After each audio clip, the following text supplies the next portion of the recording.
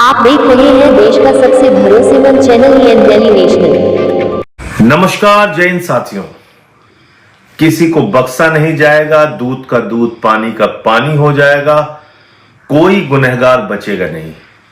ये मेरे डायलॉग नहीं, उत्तर प्रदेश के मुख्यमंत्री योगी आदित्यनाथ जी के डायलॉग हैं।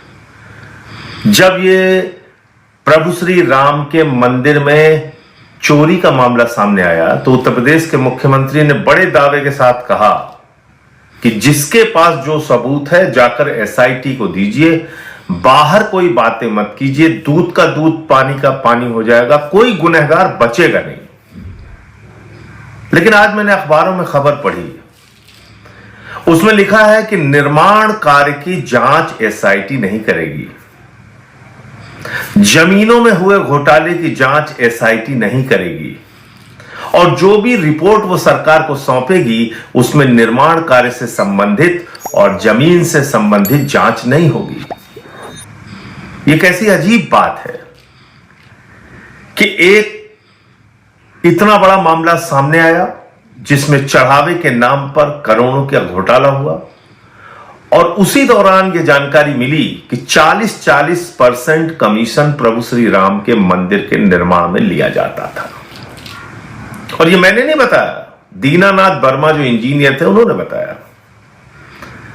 अगर 40% कमीशन प्रभु श्री राम के मंदिर के निर्माण में लिया जाता था तो उसकी जांच क्यों नहीं होनी चाहिए? उन भ्रष्टाचारियों के खिलाफ कार्रवाई क्यों नहीं होनी चाहिए? क्यों बचाया जा रहा है उन भ्रष्टाचारियों को, बेईमानों को? दूसरा प्रकरण जमीन घोटाले से संबंधित, जिसकी जानकारी मैंने दी, एक नहीं 13 दस्तावेज दिए। 13 दस्तावेज दिए और 13 दस्तावेज और है मेरे पास। मुझे एसआईटी ने बुलाया था।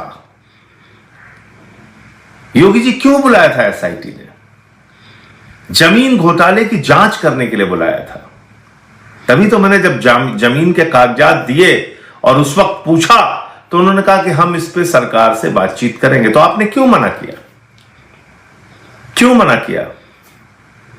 जमीन घोटाले की आप जांच नहीं करेंगे? 2 करोड़ की जमीन 18.5 करोड़ में 5 मिनट के अंदर खरीदी गई, क्या यह भ्रष्टाचार नहीं है?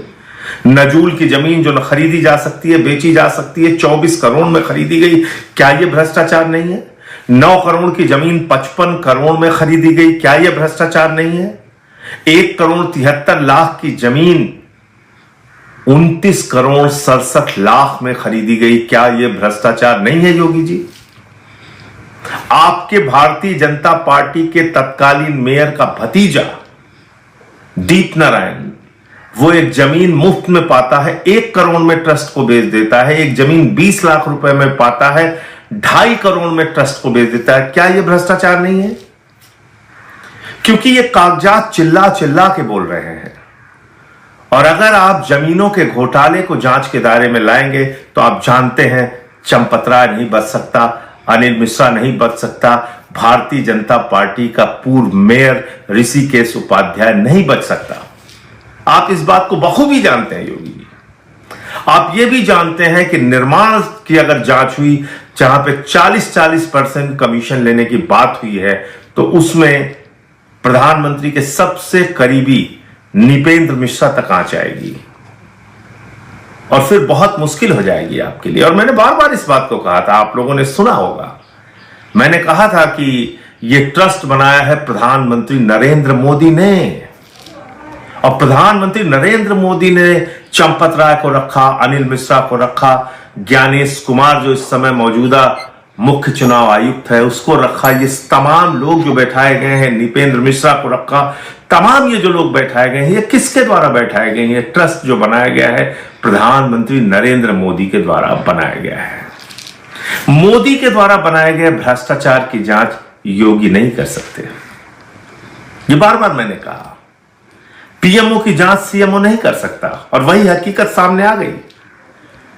करोड़ों करोड़ रुपए का घोटाला, सैकड़ों करोड़ रुपए का घोटाला प्रभु श्री राम के मंदिर के निर्माण और जमीन खरीद में हुआ है। आप बताइए उसकी जांच क्यों नहीं हो रही है? मैं इस देश के करोड़ों हिंदुओं से अपील करना चाहता हूं, राम भक्तों से अपील करना चाहता हूं, अपनी आवाज को बुलंद कीजिए। इन भ्रष्टाचारियों के खिलाफ सख्त से सख्त कार्रवाई होनी ही चाहिए। इन्होंने जय श्री राम का नारा लगा के प्रभु श्री राम को लूटने का काम किया है। जय हिंद।